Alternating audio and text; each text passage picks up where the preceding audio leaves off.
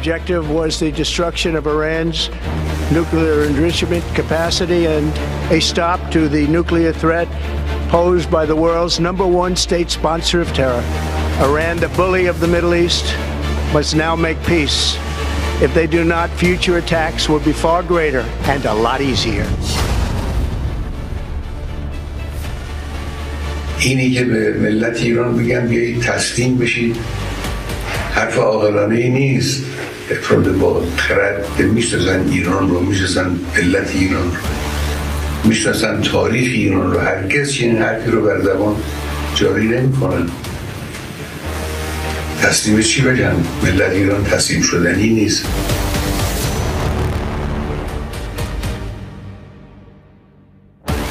Bahwa kita ingin dunia betul-betul stabil, karena stabilitas baik global maupun stabilitas kawasan itu pasti akan mempengaruhi terhadap kondisi domestik dalam negeri kita.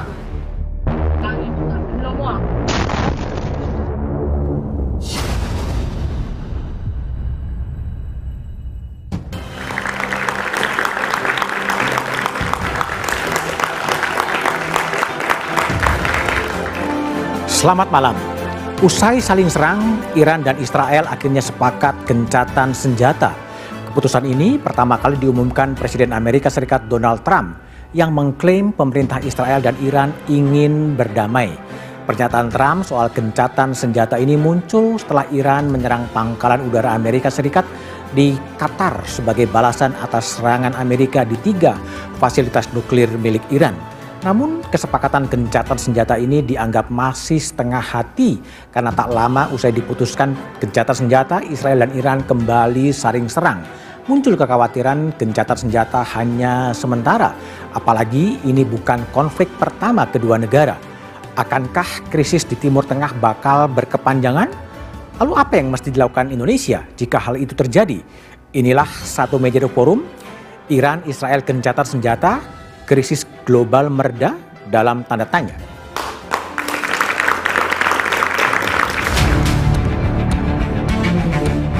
Eskalasi konflik Israel-Iran memanas setelah Amerika Serikat ikut campur tangan dengan melancarkan serangan udara ke 3 fasilitas nuklir utama Iran. Serangan AS dibalas Iran dengan rentetan rudal balistik ke Israel. Iran juga menyerang pangkalan militer AS di Qatar yang merupakan markas AS terbesar di Timur Tengah. Tak lama usai serangan balasan Iran, Trump melalui platform media Truth Social tiba-tiba mengumumkan Iran dan Israel telah sepakat untuk gencatan senjata. Namun, kedua pihak, Israel dan Iran masih saling serang. Like plenty of things I saw yesterday, I didn't like the fact that Israel unloaded right after we made the deal. They didn't have to unload, and I didn't like the fact that the retaliation was very strong. But in all fairness, Israel unloaded a lot, and now I hear Israel just went out because they felt it was violated by 1 rocket that didn't land anywhere. That's not what we want, I'll tell you, and I'm telling you, I'm not happy about that. Menteri Luar Negeri Iran, Abbas Araghchi, membantah klaim Trump soal kesepakatan gencatan senjata untuk mengakhiri konflik Israel-Iran yang telah berlangsung 12 hari itu. Melalui akun X, Abbas menyatakan belum ada kesepakatan apapun. Namun, ia memberikan sinyal bahwa Iran bersedia menahan diri jika Israel menghentikan serangannya hingga tenggat waktu yang ditentukan. Sebelumnya, Araghchi mengecam keras langkah Trump yang dinilai melanggar piagam PBB dan hukum internasional. Sementara, Dewan Keamanan Nasional tertinggi Iran sebelumnya mengancam akan menutup Selat Hormuz, jalur perdagangan minyak mentah utama di dunia. Parlemen Iran pun sepakat Selat Hormuz harus ditutup, meski keputusan akhir berada di tangan Dewan Keamanan Nasional tertinggi Iran. Sekjen PBB, Antonio Guterres, khawatir serangan militer AS terhadap 3 situs nuklir Iran berpotensi memperparah ketegangan kawasan dan mengancam perdamaian serta keamanan internasional. Ia juga menyerukan seluruh negara anggota PBB menahan diri dan kembali ke jalur diplomasi. Instead, The bombing of Iranian nuclear facilities by the United States marks a perilous turn in a region that is already reeling. From the outset of the crisis, I have repeatedly condemned any military escalation in the Middle East. The people of the region cannot endure another cycle of destruction. And yet, we now risk descending into a rat hole of retaliation after retaliation. To avoid it, diplomacy must prevail. Civilians must be protected. Indonesia telah mengecam segala bentuk agresi dan mendorong konflik diselesaikan melalui jalur diplomatik dan hukum internasional. Pemerintah juga mulai mengevakuasi WNI dari Iran. Ya, semua akan berusaha untuk deeskalasi. Semua akan, kita ingin semua turunkan suhu, kita ingin cari penyelesaian yang damai untuk semua pihak. Ketegangan antara Iran dan Israel yang melibatkan kekuatan besar seperti Amerika Serikat memunculkan kekhawatiran global. Perang kali ini diyakini bakal mengguncang perekonomian dunia, termasuk Indonesia. Lalu, apa saja dampak yang harus diwaspadai dan langkah mitigasi apa yang harus dipersiapkan di tengah konflik Timur Tengah yang makin membara?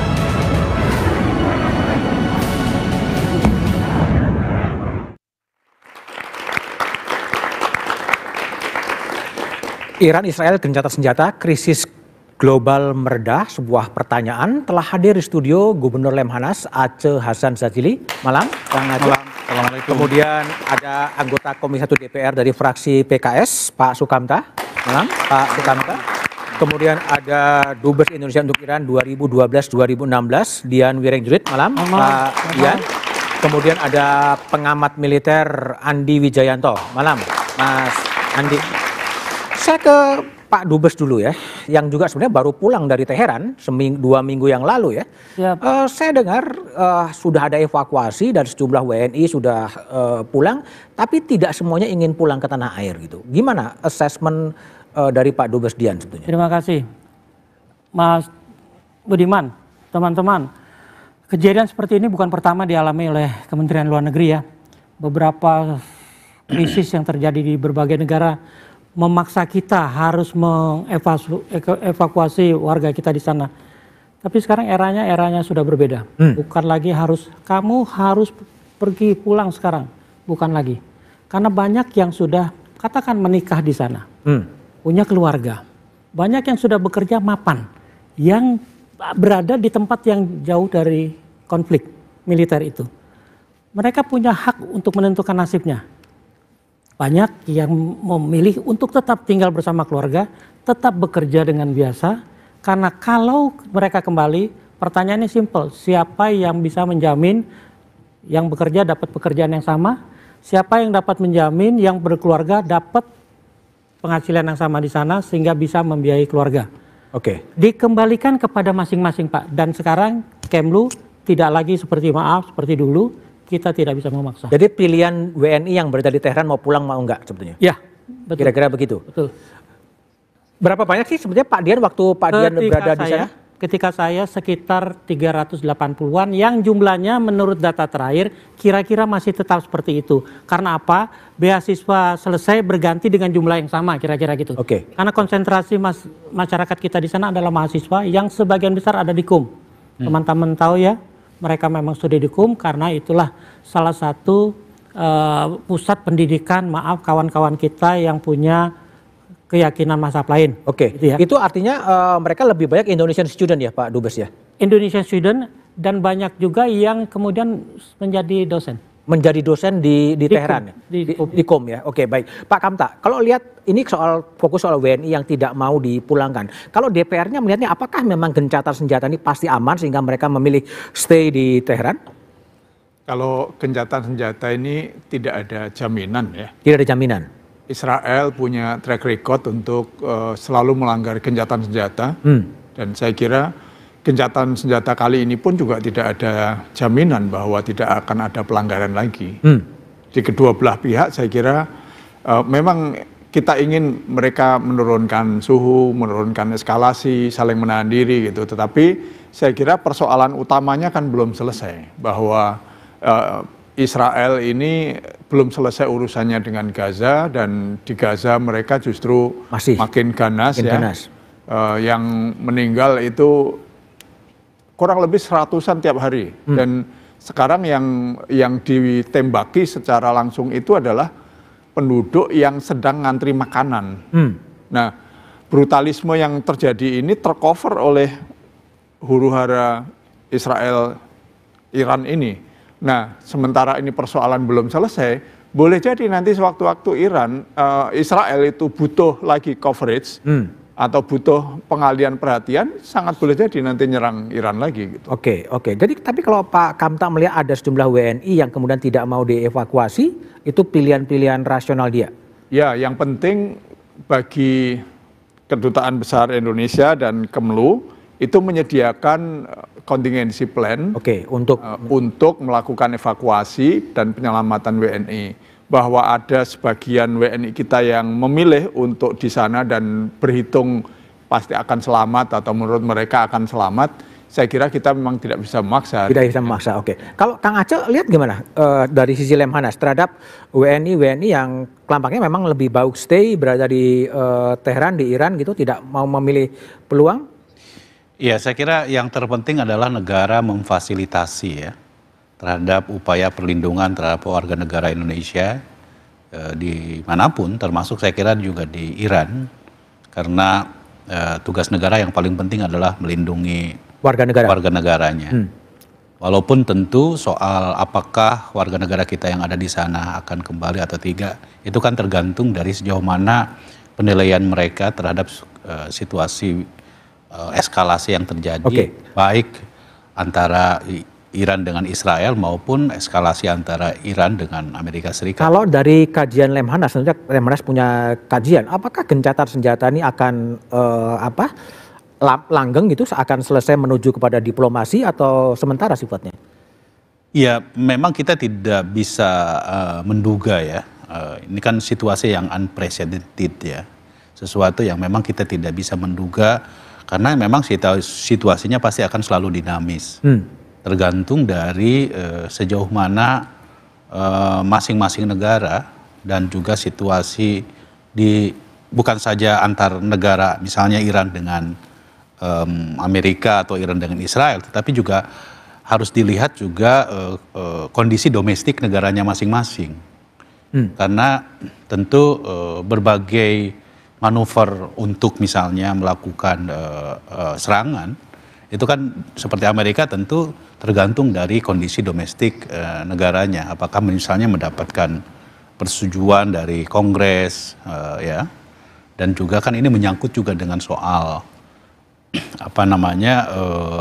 situasi ya dalam negeri mereka gitu. Jadi saya kira memang kita tidak bisa menduga karena situasi global seperti sekarang ini ya kita tahu semua bahwa secara geopolitik ya penuh dengan ketidakpastian itu. Penuh dengan ketidakpastian. Oke, baik. Mas Andi, kalau lihat ini gimana Anda membaca? Setelah kemudian Amerika menyerang 3 fasilitas nuklir, ya kan? Kemudian Trump kemudian meminta gencatan senjata. Ada apa di balik itu semuanya? Saya rasa tujuan perang yang diinginkan baik oleh Amerika Serikat dengan Israel itu memang sangat spesifik. Memastikan proses pengayaan uranium tidak melebihi 60%.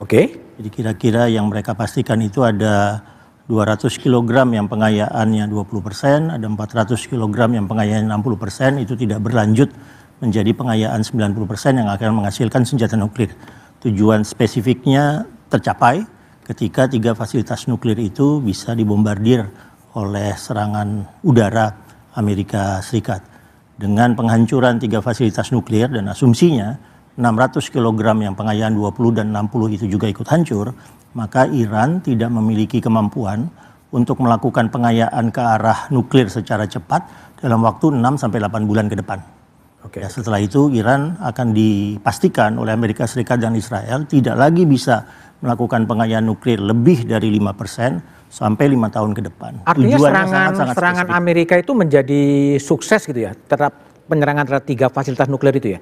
Di mata militer, serangan militer selalu ditanya tujuannya apa. Kalau tujuannya adalah menghentikan pengayaan uranium Iran, maka serangan 37 jam Amerika Serikat yang melibatkan 125 pesawat tempur itu berhasil mendapatkan tujuan spesifiknya, berhasil mencapai war aim-nya.